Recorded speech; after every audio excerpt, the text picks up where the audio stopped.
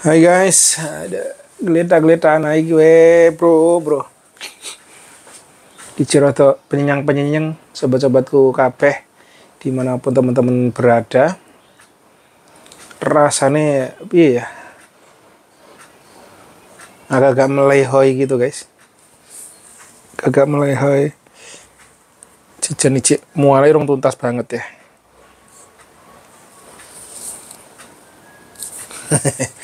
Agak-agak melehoi si Bunda sama Bumi berangkat berenang ke Senayan. Bumi baru nyoba lagi ya apa? Belajar renang. Udah ini wis renang renang. Wah, ugal-ugalan ya. Ini Senayan kan itu nih lintasannya kan dawa-dawa teman-teman.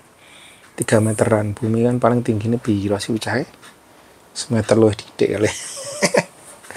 Tapi langsung dijak renang yang ya apa? Udah 3 meter. Ini sih katanya si bundanya ada coachnya, cuma saya nggak ikut nih karena lagi melengsong nih guys. Jadi ya wes lah, nikmatin apa yang ada gitu. Dalam kondisi begini berbuat apa ya supaya yang tetap positif, tetap hal menebar manfaat gitu lah. Ini barusan aku ngeliatin YouTube-nya Dimas Zainal sama siapa ya, sama kru konten kreator Jawa Tengah katanya. Saya tahu dalam rangka apa ke Jakarta tadi, tapi kayaknya udah kemarin itu ya terjadi ya. Mereka daily vlog aja ya viewernya lumayan tinggi loh guys, sampai tadi tak lihat dia ngonten pas perjalanan apa 99.000 view, dia 950-an subscribernya, ribu ya. Kalau yang saya pantau dia ini memang konsisten sih dari dulu juga hidupnya kayak dari zero ya. Keluarganya Lek Damis itu juga yang tak pantau-pantau mereka benar-benar dari zero lah. Lek Damis itu jualan di pasar, terus katanya utangnya banyak, terus ya sering diejek uang, sering jadi bahan omongan, makanya dia akhirnya menekuni itu ya, latar belakang menekuni per-YouTubean ya. Saya kira rezekinya udah bagus, udah bisa membahagiakan orang tua, beli mobil, bangun rumah, DLL ya, terus bertumbuh dengan seiring naiknya, dikenalnya gitu. Nah kalau tak pikir-pikir ya teman-teman semua, saya tadi ngobrol juga sama si Bro Mahendra, pemilik MMS motor itu. Dia cerita ya, emang saat ini kita harus konten apa pupus sendiri gitu. Karena belum punya konten kreator. Nah itu teman-teman ya, saat ini memang kita harus bermain-main di konten kayak gini. Dan menurut saya konten yang terbaik itu konten kayak gimana ya teman-teman, ada yang tahu nggak? Kalau menurut saya, kalau aku sih konten yang jujur apa adanya sebenarnya gitu. Karena saya coba nonton ya, kelucuan segala macem gitu. Tapi kalau terus-terusan kelucuan itu datangnya tidak dari hati gitu ya, walaupun di skenario, tapi kalau memainkan hati aku rasa sih kena. Tapi nih kadang-kadang tuh ada kelucuan yang dibuat satu garing jatuhnya. Itu apa ya? Apa karena belum sampai di hati? Kadang-kadang mungkin kan orang kayak saya lagi pening, lagi agak mual gitu ya, terus ngoceh ya rada nggak nyambung gitu. Ya rada nggak jelas gitu. Tapi ya piye ya kadang-kadang, tapi ya malah justru kondisi begini ya apa adanya saya ngomong tanpa konsep, tanpa skenario gitu ya teman-teman.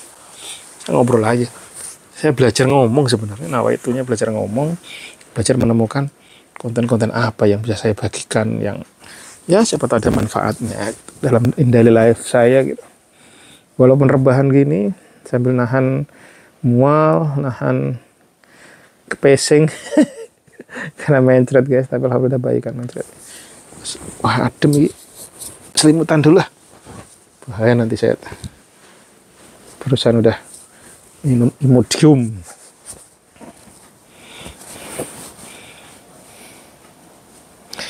Terus kayak video-video saya ya, rata-rata ya viewernya rendah teman-teman. Very rendah gitu ya. Tapi saya dapat pelajaran gini, dulu awal-awal dulu saya nge-YouTube gitu ya. Ya dulu saya kan di IT ya, teman-teman. Terus ya udah saya bikin aja. Kayaknya seru ya di mengabadikan sesuatu. Cuman dulu tuh bener-bener tanpa pikir bahwa di masa depan YouTube itu akan luar biasa gitu. Saya bikin kayak sekretaris binus kalau misalnya dulu tuh. Terus saya juga nggak tahu, nggak pernah saya upload lagi, sesekali itu tanpa edit, tanpa apa, saya rekam upload. Dan salah satu konten video saya yang tertinggi viewernya itu 160 ribuan ya. Itu tentang saya benerin talang, teman-teman. Benerin talang di atas. Terus saya kepikir, wah berarti kalau hubungan dengan talang begini, viewernya akan tinggi gitu. Cuma saya kan gak selalu benerin talang, teman-teman.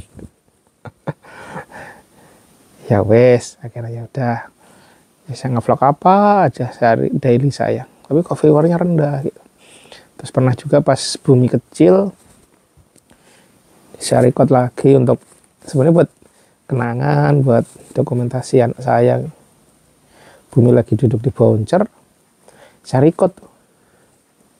Nah kok meledak juga, tapi itu nggak semeledak si talang tadi, teman-teman. Dia itu tertinggi kedua 61 ribu. Nah, saya pikir, wah ini urusan bayi itu kan urusan bayi bagus juga nih konten gitu. Nah kembali lagi, tapi saya kan nggak punya bayi terus-terusan. Kalau saya nyari-nyari bayi kemana-mana ya, kemampuan saya kurang gitu ya. Ya wes, akhirnya saya pernah juga kepikir untuk properti. Saya dulu pernah ke Tejo sana kan, saya sering nengokin tanah saya gitu. Terus tanah yang ada problem, tanah sampai sekarang ya akhirnya saya skip. Dan saya dulu pernah sering mantau itu Podomoro. Podomoro itu viewer tinggi, walaupun nggak sebesar sampai puluhan ribu, tapi ya ribu-ribu udah masuk lah, 1.500 ke atas masuk. Saya kepikir lagi, oke, berarti ini. Terus terakhir kemarin saya niatkan perjalanan ke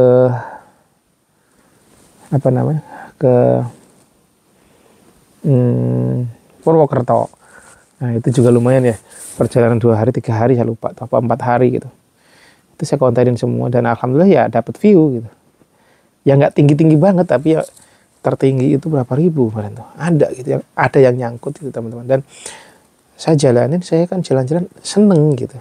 Bisa tempat baru, itu benar-benar area yang belum pernah saya datengin gitu. Ternyata bisa loh dapat viewer tinggi. Dan sekarang kemarin sempat juga ambrol kan, viewer saya sampai detik ini ambrol, bahkan 120 gitu. Ya mungkin teman-teman kalau nonton juga nggak ini ya, nggak tertarik juga lah gitu. Cuma saya juga belajar lagi. Saya waktu kapan tuh kan dipanggil sama Mas Baim Wong, ngobrol ke sana mengenai bisnis saya gitu. Terus saya kesempatan, nah cuman saya sebenarnya jujur mau nge-record itu agak kurang pede, kurang yakin, karena wah masa saya diundang tamu tiba-tiba langsung nge-record, dan saya ini siapa gitu. Tapi akhirnya pas sudah nge-record, pas dia lagi makan siomay, saya record, saya lanjutin aja. Ada konten sedikit lah bareng beliau gitu. Dan ternyata viewernya tinggi juga, itu yang biasanya cuma 1-2 bisa jadi yang nonton saya sendiri, teman-teman. Saya upload nggak kena, biasa aja, paling 100 gitu.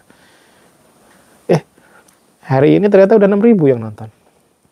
Saya kepikir lagi, wah bisa ya kalau sama artis, emang bener ya exposure-nya artis kena juga gitu. Cuma kan saya nggak selalu bisa ketemu gitu. Dan akhirnya wes lah, daripada loyo dari apapun itu, pilihan saya saat ini ya konten apa adanya aja, nggak usah tak buat-buat. Sambil nanti nggak tahu nanti ke depan gimana ya, pokoknya ya kayak gini aja nih saya record. Lagi badan loyo, lemah, sakit daripada cengok, stres kan, nggak ngapa-ngapain cengok, masa nungguin waktu sampai kapan gue sembuh, sampai minum apa, sampai apa gitu, udah diem aja geletak aja. Kalau lagi tidur kan udah tidur terus nggak cukup, nggak enak badan. Ya udah, kenapa saya pas lagi gini bisa ngoceh. Saya dengar tadi Pak Gita Wiryan ngomong sesekali dalam sehari itu ngomonglah 20 menit di depan cermin gitu. Maka suatu saat kalian akan menjadi public speaker yang keren gitu. Sama banyak membaca buku. Saya melakukan itu tiap hari, kata dia. dari umur 24 tahun sampai sekarang. Setiap hari ngoceh depan cermin dan jabarkan dengan logika. Wah, sembuh, bahasanya tinggi deh, main logika. Yang tak tangkap bukan ke situnya.